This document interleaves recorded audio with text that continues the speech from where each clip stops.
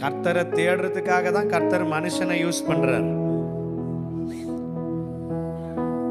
நீங்க கர்த்தரிடத்துல நெருங்கணுன்றதுக்காக தான் கர்த்தர் மனிதர்களை யூஸ் பண்றாரு. மனிதர்களை பாத்திரமாய் உபயோகித்து அவர்கள் மூலியமாய் தீர்க்க தரிசனமோ அற்புதங்களோ அநேக காரியங்களை கொண்டு அப்பா கிட்ட நெருங்க வைக்கணும்.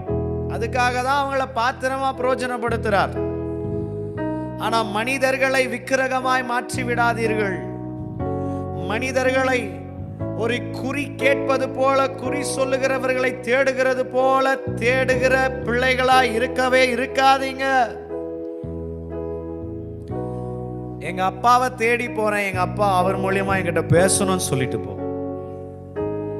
ஆனா இந்த மனுஷன் என்கிட்ட ஏதாச்சும் பேசணும்னு எதிர்பார்க்காதீங்க. கண்டிப்பா மனுஷன் தன்னுடைய பலத்தையும் பிரயாசத்தையும் வரத்தை சுயமாய் ஆக்டிவேட் பண்ணி உனக்கு காரியங்கள் எடுத்து சொல்ல முடியும். ஆனா அது கர்த்தர்கிட்ட தான் வருதுன்னு சொல்லவே முடியாது.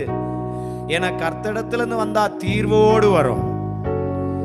When God released the word through the man of God, the word comes with a conclusion. But when man released the word, it comes as a prophecy, but not with a conclusion, but with a confusion. You want conclusion. உனக்கு தீர்வு வேணும், குழப்பம் வேணாம். அதுக்கு ஆண்டவரை மாத்திரம் பாடு. மனுஷனை நாடாத. முன்னாடி நிற்கிறவங்க யாரா இருந்தாலும் சரி, எப்படி ஏற்பட்ட நபர்களா இருந்தாலும் சரி, அவர்களை உபயோகிக்கிறதே ஆவியானவர் தான், இயேசு தான். அதனால கர்த்தரை பெருசா பாருங்க. உங்களை பார்க்க வந்திருக்கிறேன், உங்ககிட்ட பேச வந்திருக்கிறேன், உங்ககிட்ட தீர்வு கேட்க வந்திருக்கிறேன் ஆண்டவரே.